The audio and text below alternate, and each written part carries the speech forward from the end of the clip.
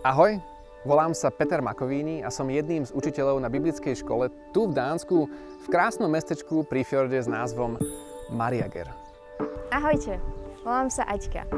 Rozhodnutie prištudovať na biblickú školu bolo jedno z najlepších rozhodnutí v mojom živote.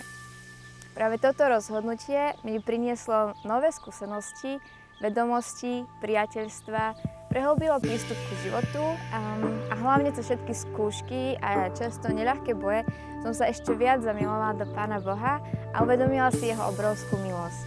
Ježiš povedal, aby sme milovali Pána celým našim srdcom, našou dušou, silou a mysľou. A čo tu zažiješ, je presne na to zamerané.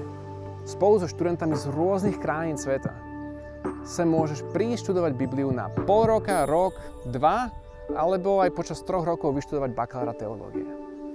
A k tomu si môžeš vybrať z palety zaujímavých voliteľných predmetov. Práve cez toto miesto mi Pán Boh ukázal veľa nových vecí a vďaka tomu som získala uzdravenie v mnohých oblastiach môjho života.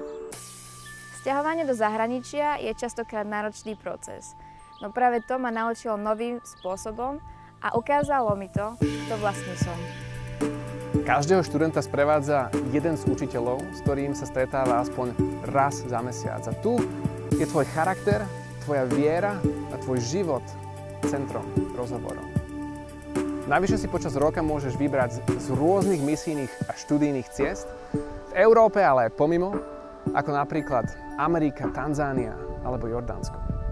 A na našej webovej stránke vieš nájsť mnoho informácií, ale vždy je lepšie raz zažiť, ako veľa počuť a čítať.